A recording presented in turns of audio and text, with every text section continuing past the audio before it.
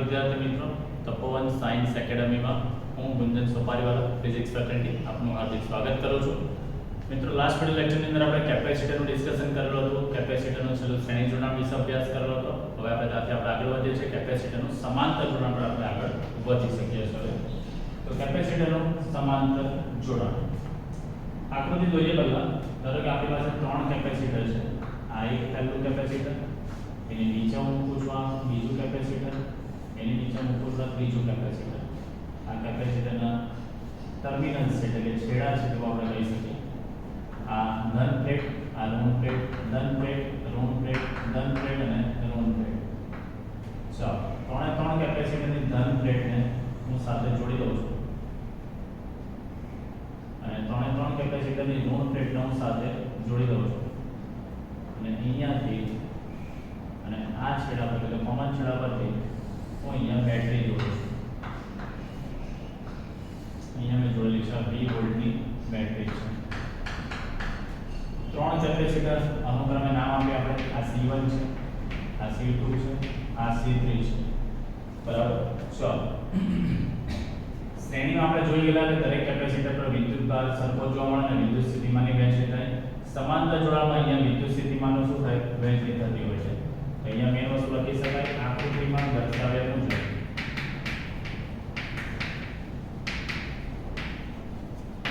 આકૃતિમાં દર્શાવ્યા મુજબ C1, C2 અને C3 સમાંતરમાં છે. બરાબર. તેને 20 વોલ્ટની બેટરી સાથે જોડેલ છે. હવે સમાંતરમાં જોડેલ હોય એટલે સ્વાભાવિક વસ્તુ છે કે દરેક કેપેસિટર પર વિદ્યુત સ્થિતિમાન કેવું જોડવાશે? સરખું જોડવાશે. અહીં દરેક કેપેસિટર પર વિદ્યુત સ્થિતિમાન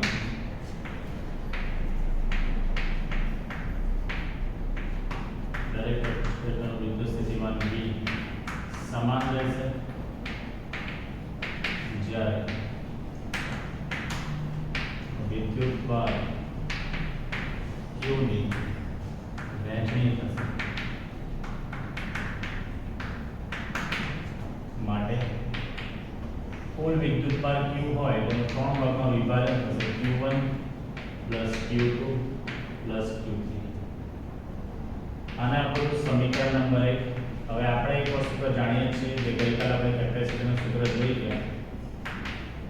તો આપણે જાણીએ છીએ કે C that is equal to Q by V માટે Q is equal આપણે લખી શકીએ છીએ CV થાય.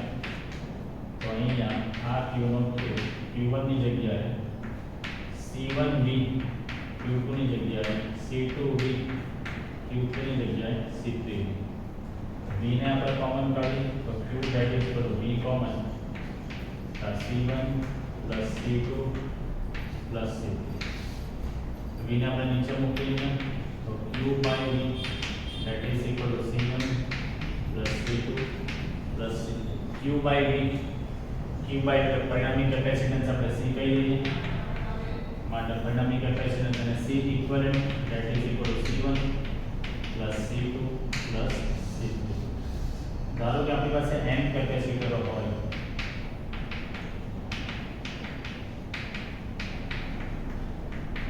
ધારો કે n કેપેસિટરો હોય તો આ C ઇક્વિવેલન્ટ સૂત્ર શું લખી શકાય? C1 C2 C3 up to Cn આપણે લખી શકીએ છીએ. ચાલો, થઈ ગયું. ઓકે, આનું જનરલ સૂત્ર આપણે બનાવીએ. ધારો કે બધા જ કેપેસિટરના મૂલ્ય સરખા છે. C1 C3 Cn C છે. તો પરિણામી કેપેસિટન્સ C શું થશે? C plus C plus C plus C તો n વખત તો C equivalent that is equal to શું લખી શકાય? NC. બરાબર છે. આની અંદર યાદ રાખજો અહીંયા આ જોડાણમાં પરિણામી કેપેસિટન્સનું મૂલ્ય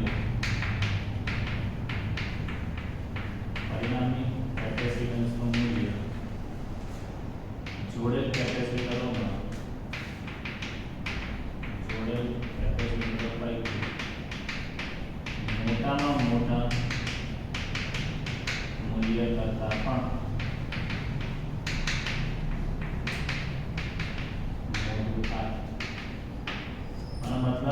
ધારો કે C1 આપણી પાસે 1 માઇક્રોફેરાડ છે, C2 2 માઇક્રોફેરાડ છે, C3 3 માઇક્રોફેરાડ છે. ત્રણે આપણે સમાંતરમાં જોડેલા હોય તો C equivalent is equal to C1 plus C2 plus C3 એટલે 1 plus 2 plus 3 એટલે 6 માઇક્રોફેરાડ થાય. 6 માઇક્રોફેરાડ એટલે આ પરિણામી કેપેસિટન્સ મૂલ્ય આ બધા મોટું કેટલું છે 3 છે. તેના કરતાં પણ આ જવાબ કેવો આવે આપણો પરિણામીનો મોટો જવાબ મળતો હોય છે. એટલે આ હતું આપણું કેપેસિટરનું સમાંતર જોડાણ. શ્રેણી કરતાં થોડું ઊંધું. શ્રેણીની અંદર વિદ્યુત સ્થિતિમાનની વહેંચણી થાય અને વિદ્યુત ભાર સરખો અહીંયા વિદ્યુત ભાર વહેંચાશે અને વિદ્યુત સ્થિતિમાન સરખું જળવાશે. તો આ જે સૂત્ર છે તે અવરોધના શ્રેણી જોડાણ જેવું છે. અવરોધના શ્રેણી જોડાણમાં C1 C2 અને R1 R2 R3 જે તમે 10માં કરી ગયા તે જ હતું કેપેસિટરમાં અહીંયા ફોલો થાય છે. બરાબર. તો આ અહીંયા કેપેસિટરનું શ્રેણી સમાંતર જોડાણ આપણું પૂર્ણ થાય છે. હવે નેક્સ્ટ કેપેસિટરમાં સંગ્રહિત ઊર્જાના સૂત્રથી આપણે આગળ વધીશું. ચલો નેક્સ્ટ ટોપિક જોઈએ. વિદ્યુતભારિત કેપેસિટરમાં સંગ્રહિત ઊર્જાનું સૂત્ર. એટલે કેપેસિટરનું બેઝિક કામ છે મિત્રો ઊર્જાનો સંગ્રહ કરવાનો. પણ એ કેટલી ઊર્જા સંગ્રહ કરી શકે છે તે આપણે સૂત્રાત્મક સ્વરૂપે આપણે સમજીએ. બરાબર. હવે મેઇન વસ્તુ સૌથી પહેલા તો કેપેસિટર પર આપણે વિદ્યુતભારને પ્રસ્તાવિત કરવો હોય તો તેના પર કાર્ય કરવું પડે. સૌથી પહેલો કે કેપેસિટર પર વિદ્યુતભારને પ્રસ્તાવિત કરવા કાર્ય કરવું પડે. કાર્ય કરીએ એટલે ઊર્જા ઉત્પન્ન થાય. બરાબર. આ કાર્ય સ્થિતિ ઊર્જા સ્વરૂપે સંગ્રહ પામે. કાર્ય કરતા ઉદ્ભવતી ઊર્જા એ વિદ્યુતભારની સ્થિતિ ઊર્જાના સ્વરૂપે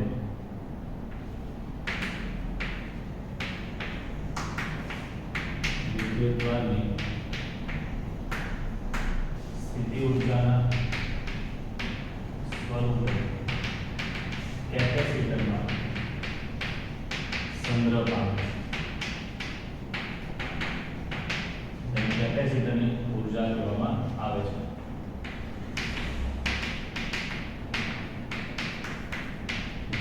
કેપેસિટરની ઊર્જા કહેવામાં. ચલો આપણે ધારી લઈએ કે આપણી પાસે કેપેસિટરની એક સમાંતર પ્લેટ કેપેસિટર પર વિદ્યુતભાર કહી લઈએ આપણે Q જેટલો વિદ્યુતભાર છે. ધારો કે એક સમાંતર પ્લેટ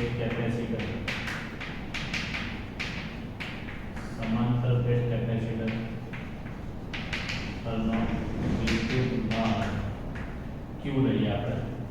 બરાબર. અને કેપેસિટરની એક પ્લેટ વચ્ચે કેપેસિટરની એક પ્લેટ વડે ઉદ્ભવતું વિદ્યુત ક્ષેત્ર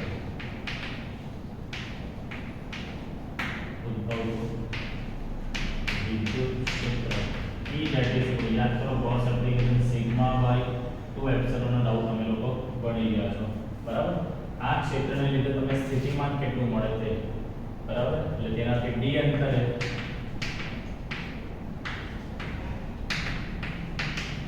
આ યાદ કરો કેપેસિટરની બે પ્લેટ વચ્ચેનું અંતર કેટલું d આપણે જોઈયા છે તે તેનાથી d અંતરે મળતું સ્થિતિમાન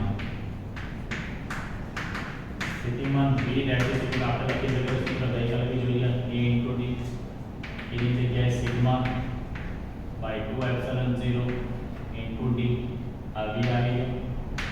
ચાલો હવે આપણે સ્થિતિ ઊર્જા તારવવાનું છે. તો સ્થિતિ ઊર્જાનું સૂત્ર આપણે સ્ટાર્ટિંગમાં બી જોઈ ગયા છે. સ્થિતિ ઊર્જા એટલે વિદ્યુત સ્થિતિમાન ગુણ્યા વિદ્યુત ભાર. હવે આપણે સંગ્રહિત ઊર્જા એટલે વિદ્યુત સ્થિતિ ઊર્જા U that is આપણે ભણી ગયા છે વિદ્યુત સ્થિતિમાન ગુણ્યા પ્લેટ પરનો વિદ્યુત ભાર Q. v ની જગ્યાએ sigma by 2 epsilon 0 into d into rq. આ આવી ગઈ આપણું સ્થિતિ ઊર્જા એટલે સંગ્રહિત ઊર્જા.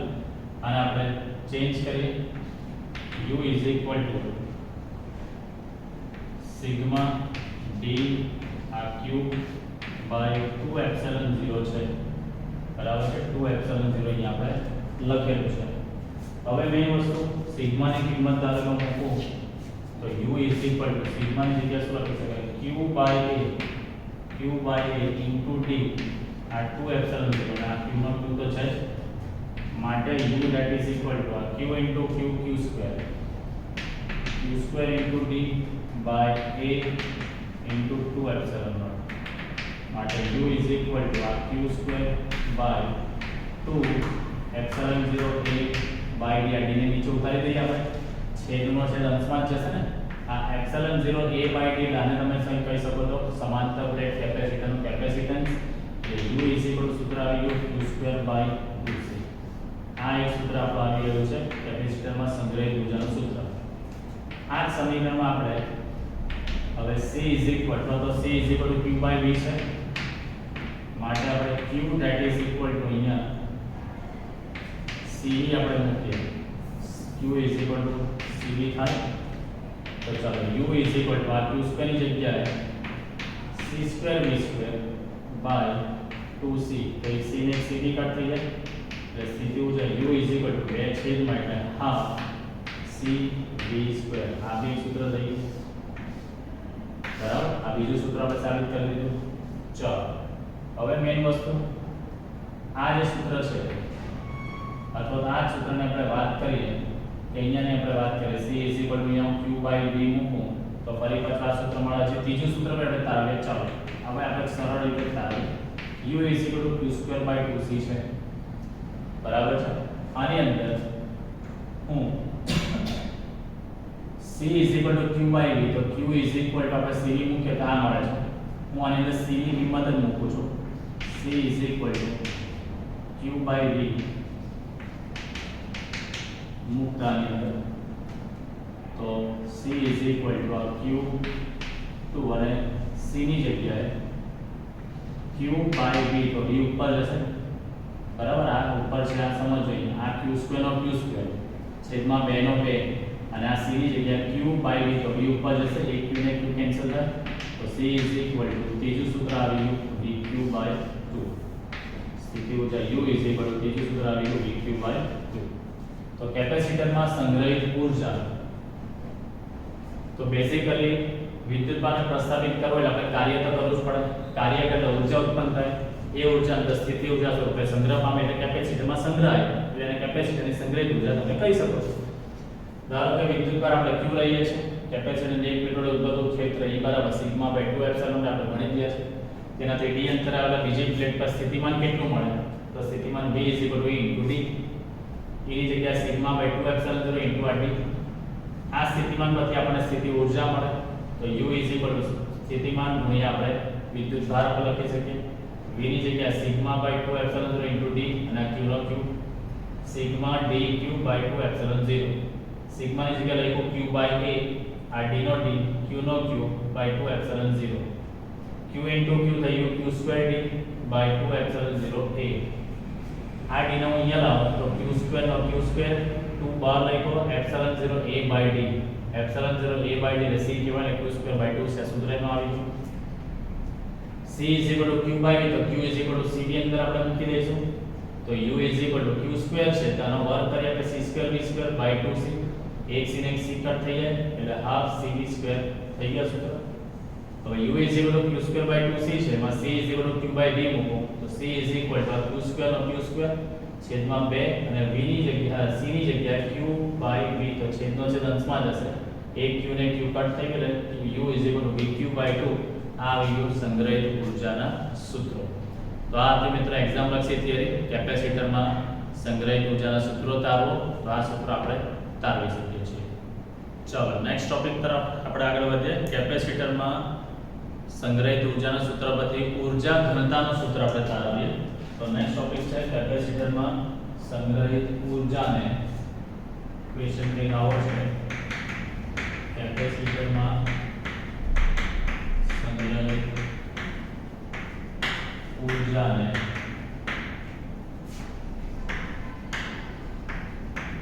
ઊર્જા ઘનતા સ્વરૂપે દર્શાવો આ સવાલ બોર્ડમાં પૂછાયેલો છે પહેલું તો તમને ખબર હોય કે ઊર્જા ઘનતા એટલે શું ઘનતા એટલે દળ ભાગ્યા કદ બરાબર છે ને દળ ઘનતા કહેવાય દળ ઘનતા એટલે સાદી ઘનતા જે આપણે કહીએ છીએ ને દળ ભાગ્યા કદ એકમ કદ દીઠ મળતા દળને દળ ઘનતા કહેવાય. અહીંયા ઊર્જા ઘનતા એટલે એકમ કદ દીઠ મળતી ઊર્જાને તમે શું કહી શકો છો? ઊર્જા ઘનતા કહી શકો છો. અહીંયા લખી શકાય બેટા આપણે એકમ કદ દીઠ મળતી ઊર્જાને ઊર્જા ઘનતા કહેવાય.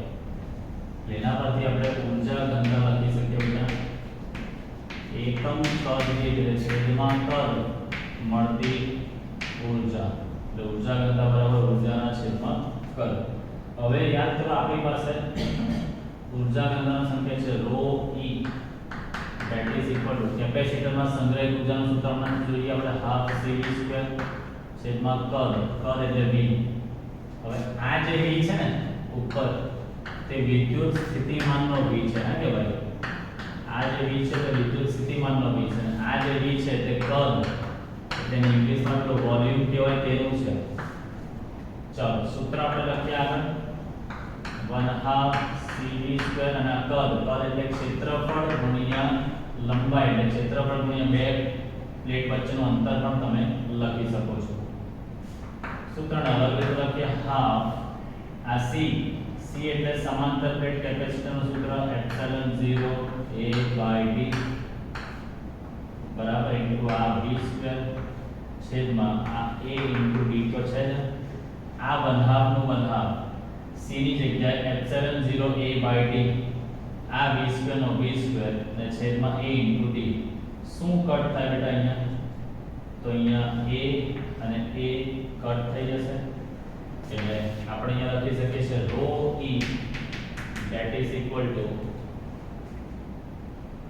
1/2 ε0 v² ના બે ભાગ પાડું છું v into d છેદમાં નીચે d into d બે છે તો ρ e is equal to 1/2 ε0 v/d એનો હું એકવાર અલગ લખું આ v/d એનો પાછો અલગ લખું તો ρ e is equal to 1/2 ε0 આ e into e જ્યાં e is equal to v/d આ સૂત્ર આપણે જોઈ ગયા છે એટલે ઊર્જા ઘનતાનું સૂત્ર આવી ગયું 1/2 ε0 e² ρ e that is equal to 1/2 ε0 e² આવી ગયું ઊર્જા ઘનતાનું સૂત્ર.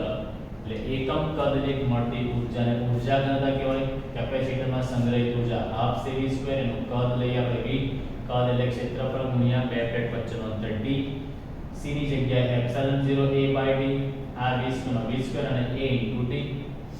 ચાલો a ને a કટ થઈ જશે એટલે હાફ ε0 આ v² ને તોડી નાખો v into v છેદમાં d into d v/d એટલે વિદ્યુત ક્ષેત્ર E v/d એટલે વિદ્યુત ક્ષેત્ર E એટલે ρ e is equal to આવી ગયો હાફ ε0 e² આપણે કહી શકાય છે. હાફ ε0 e² આપણે કહી શકીએ છીએ. આ તો સિમ્પલ ઊર્જા ઘનતાનું સૂત્ર બરાબર છે. ચાલો નેક્સ્ટ થિયરી તરફ આપણે આગળ વધીએ ફરી પાછા.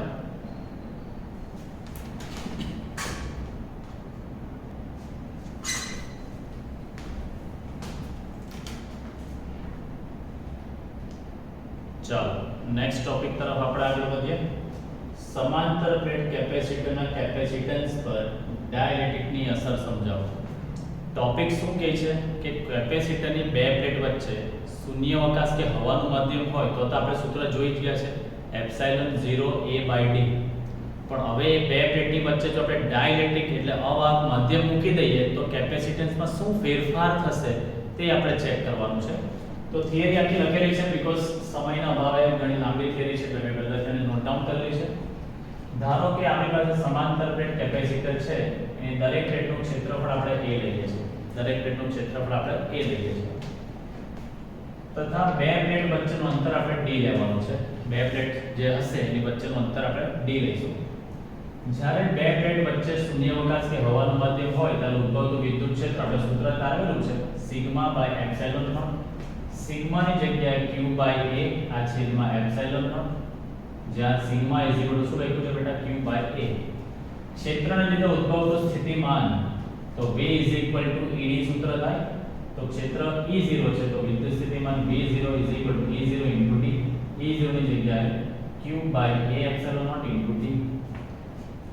આપણે શૂન્યાવકાશ હોય ત્યારે ઉદ્ભવતું capacitance C q by v, તો ઉદ્ભવતું કેપેસિટન્સ C0 લઈશું. C0 q by v0. તો q બાય v0 માં આ v0 નું સૂત્ર છે. તો અહીંયાથી મારે q બાય v0 લખવું હોય, આ q બાય v0, તો આ શું થશે બેટા કે એપ્સિલોન 0 આ q બાય v0, તો એપ્સિલોન 0 એ ઉપર જશે અને d ક્યાં આવશે બેટા નીચે આવશે. બરાબર, આ q છે, આ v0 નીચે લાવો. બરાબર, તો a એપ્સિલોન 0 ઉપર જશે અને t ને નીચે આવશે. એવું કઈ નહીં આવે તો q નો q રહેવા દેવાનો. આ v0 ને આખી કિંમત અહીંયા મૂકશો એટલે q ઉડી જશે. એપ્સિલોન 0 એ ઉપર જશે અને d નીચે આવશે. એટલે આ રહ્યું જ્યારે કેપેસિટરની બે પ્લેટ વચ્ચે શૂન્યાવકાશ હોય ત્યારે ઉદ્ભવતું capacitance epsilon not a by d અહીંયા આવી ગયું છે.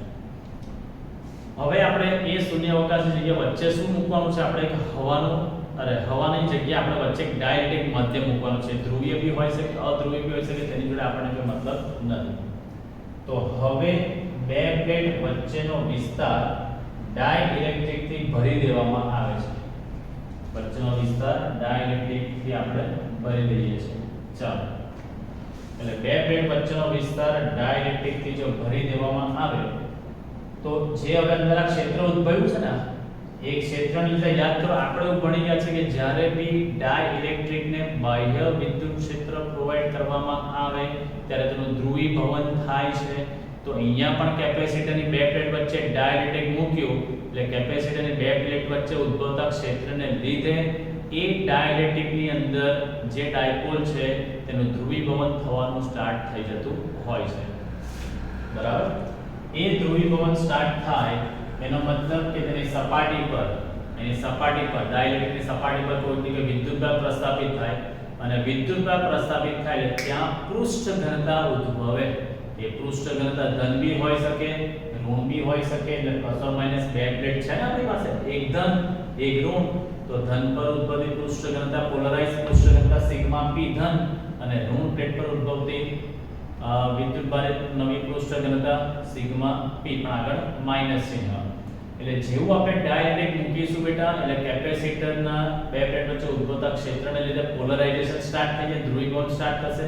એટલે એની સપાટી પર નવો વિદ્યુતભાર પ્રસ્થાપિત થાય અને એ પ્રસ્થાપિત વિદ્યુતભારને લીધે ઉદ્ભવતી પૃષ્ઠ ઘનતા એ plus or minus sigma p આપણે લખી શકીએ છીએ.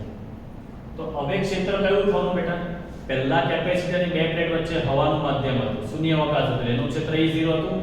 હવે ડાઇલેક્ટ્રિક મૂકીશું એટલે ડાઇલેક્ટ્રિકની અંદર પણ ધ્રુવીભવન થયું છે એટલે એનું પણ કંઈક ક્ષેત્ર ઉત્પન્ન થશે. એટલે પરિણામી ક્ષેત્ર શું થશે બેટા? બાહ્ય વિદ્યુત ક્ષેત્ર અને ધ્રુવીભવનનું વિદ્યુત ક્ષેત્ર, આ બંનેનો આપણે શું કરવું પડશે? બાદબાકી કરવી જરૂરી છે. એટલે મેઈન વસ્તુ સમજવાનું છે બેટા આની અંદર કે પહેલા શૂન્યાવકાશ હતું એટલે એને લીધે ધ્રુવીભવન, એને લીધે ક્ષેત્ર ઉદ્ભવતું E0. હવે વચ્ચે આપણે ડાઇલેક્ટ્રિક મૂક્યું છે એટલે એને લીધે ધ્રુવીભવનને લીધે ક્ષેત્ર ઉદ્ભવે છે. એટલે પરિણામી ક્ષેત્ર કેટલું થશે? E E0 EP. એટલે પોલરાઇઝેશન થયા બાદનું ક્ષેત્ર EP છે જે ઓછું હોય બાહ્ય કરતા. એટલે તફાવત કેટલો મળે તમને? વધારે માઈનસ ઓછું. E0 ની જગ્યાએ આપણે લખેલું છે સિગ્મા બાય એપ્સિલોન નોટ. તો અહીંયા EP ની જગ્યાએ સિગ્મા ની જગ્યાએ કઈ પૃષ્ઠ ઘનતા ઉદ્ભવે? Sigma p. તો sigma p by epsilon naught. તો આ E અહીંયા રસા લઈએ તો sigma minus sigma p by epsilon naught. આ ક્ષેત્રને લીધે કેપેસિટરની બે પ્લેટ વચ્ચે કેટલું સ્થિતિમાન ઉદ્ભવે? તો સ્થિતિમાન V E * D લખાય. જેવી રીતે અહીંયા V0 E0 * D લખેલું. હવે અહીંયા V E * D. E ની જગ્યાએ આ આખી કિંમત sigma minus sigma p by epsilon not into આ થઈ ગયું અહીંયા D. થઈ ગયું? આ જે નવી પોલરાઇઝ પૃષ્ઠ ઘનતા જે છે એ પોલરાઇઝેશન કોને લીધે થાય છે? વિદ્યુત ક્ષેત્રને લીધે થાય છે. વિદ્યુત ક્ષેત્રના સૂત્રમાં શું છે? q by epsilon naught. બરાબર છે? અથવા તો સિગ્મા બાય એપ્સિલોન આ સૂત્ર છે અહીંયા. તો જોજો અહીંયા લખ્યું છે બહુ ટિપિકલ વસ્તુ.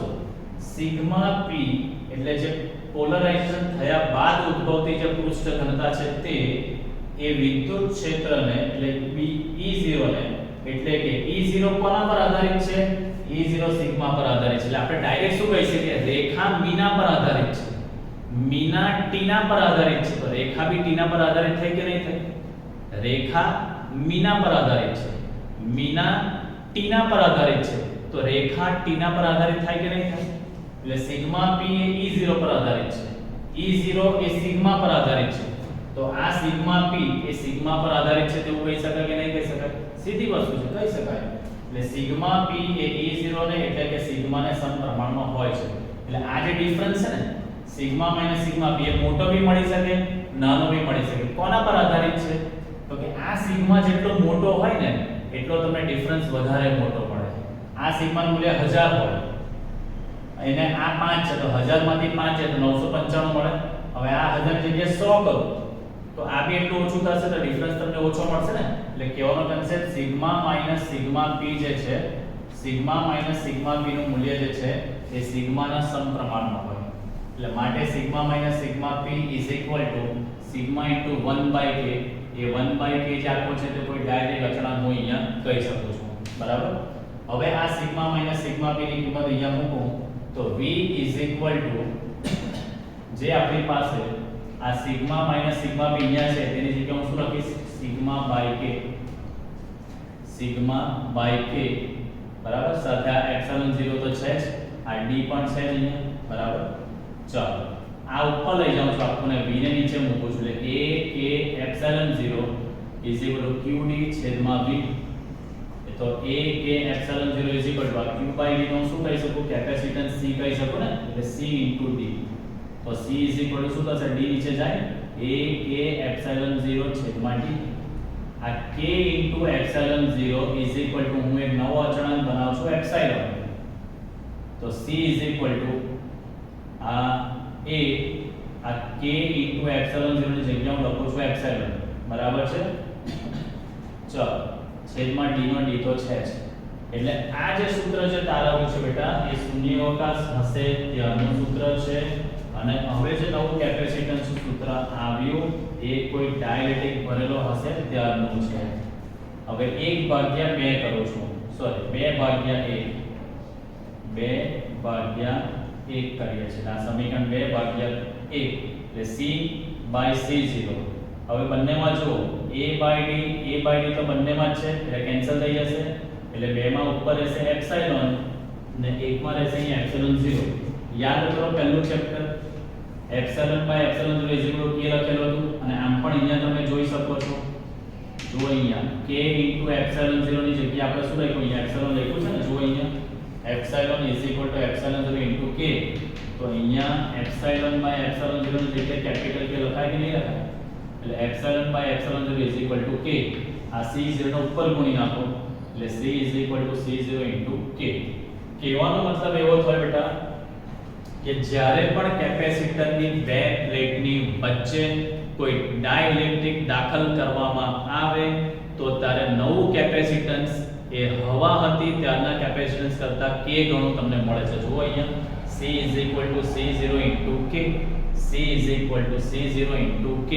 કહેવાનો મતલબ કેપેસિટરની બે પ્લેટ વચ્ચે જ્યારે પણ ડાઇલેક્ટ્રિક મૂકવામાં આવે ત્યારે તેના કેપેસિટન્સમાં k ગણો વધારો થતો હોય છે. તેના કેપેસિટન્સમાં k ગણો વધારો થતો હોય છે. બરાબર. ચાલો તો આ તો કેપેસિટરની અંદર ડાઇલેક્ટ્રિકની અસરમાં એટલું જ બતાવવાનું. બે પ્લેટની વચ્ચે ડાઇલેક્ટ્રિક ચોસલું મૂકી દો તો એને લીધે તેના કેપેસિટન્સમાં શું થતો હોય છે? વધારો થતો હોય છે. બરાબર. મેં આ પણ ખાસ સમજો બેટા આ સિગ્મા માઈનસ સિગ્મા p એ સિગ્મા પર આધારિત છે. Sigma minus sigma p sigma પર આધારિત છે. બરાબર છે. ચાલો કેવી રીતે? તો આ સિગ્મા p એટલે આ જે નવી ઉત્પત્તિ પૃષ્ઠ ઘનતા આપણે જોઈ જ ગયા છે આગળ ધ્રુવીભવનના ટોપિકમાં કે ધ્રુવીભવન એ બાહ્ય વિદ્યુત ક્ષેત્રના સમપ્રમાણમાં હોય છે. ધ્રુવીભવન એ બાહ્ય વિદ્યુત ક્ષેત્રના સમપ્રમાણમાં હોય છે. જેટલું બાહ્ય વિદ્યુત ક્ષેત્ર વધારે એટલું ધ્રુવીભવન વધારે થશે. બરાબર છે. તો એ સિગ્મા p એ E0 પર આધારિત અને E0 કોના પર આધારિત છે? એ સૂત્રમાં જોઈ શકો છો E0 સિગ્મા પર આધારિત છે. એટલે સિગ્મા p પણ ડાયરેક્ટલી કોના પર આધારિત થયું? સિગ્મા પર આધારિત થયું. તો સિગ્મા માઈનસ સિગ્મા p એ પણ સિગ્મા પર જ આધારિત થશે. અહીંયા એની જગ્યાએ આપણે ચલન કરવા માટે અચળાંક મૂક્યો છે આ રીતે. હવે આ v ના સૂત્રમાં સિગ્મા માઈનસ સિગ્મા p ની કિંમત મૂકીને સાદુરૂપ આપીને નવા કેપેસિટન્સનું સૂત્ર આપણે તારવ્યું. બંનેનો ગુણોત્તર લીધેલો છે. આ જે મેથડ છે એ તમારી ટેક્સ્ટબુક રિલેટેડ મેથડ છે. આ જ સૂત્ર હજી હું તમને એક નાની શોર્ટકટ મેથડથી બી સાબિત કરીને આપીશ. તમે દિલથી ખુશ થઈ જાઓ કે સાહેબ મજા આવી ગઈ. પણ તમારે એક્ઝામમાં તો આ રીતે લખવું પડશે દીકરા, કારણ કે that is the concept of NCERT base લીધેલો છે એટલે. પણ હું આ ટોપિકને એકદમ નાની રીતે પણ તમને સોલ્વ કરીને બતાવીશ. Just weight four it.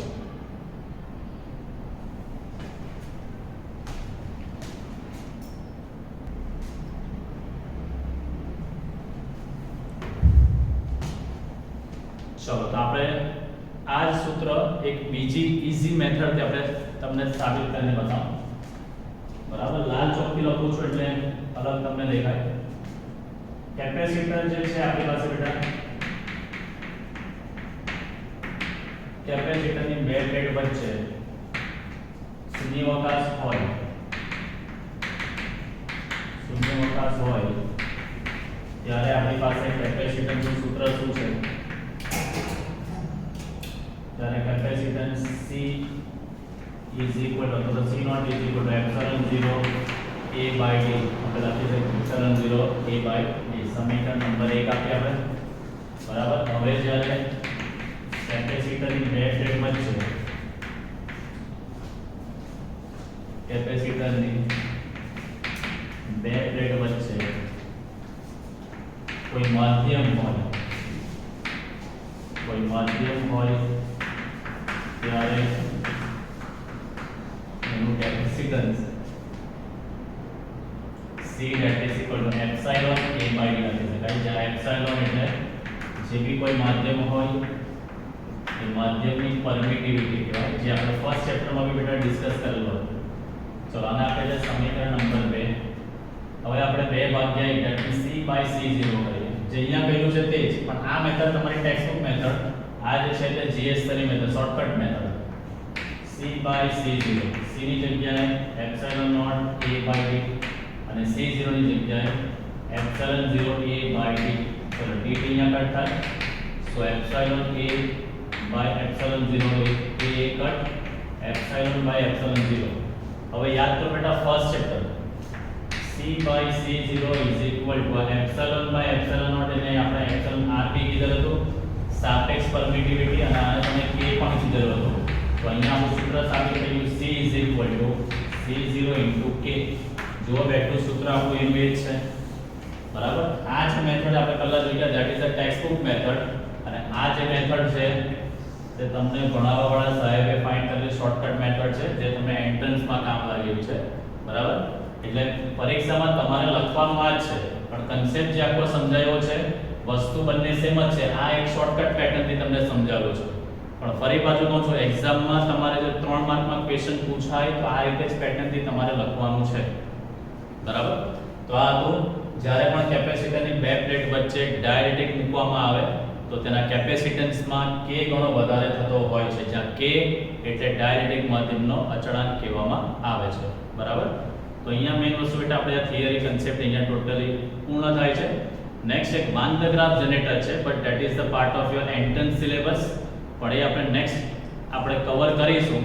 બરાબર. એ થિયરી પોર્શન આપણે નેક્સ્ટ લેક્ચરમાં આપણે કવર કરીને ચેપ્ટર આપણે ક્લોઝ કરીશું. બરાબર. મળીએ ફરી પાછા નેક્સ્ટ લેક્ચરમાં. જય હિન્દ, જય ભારત.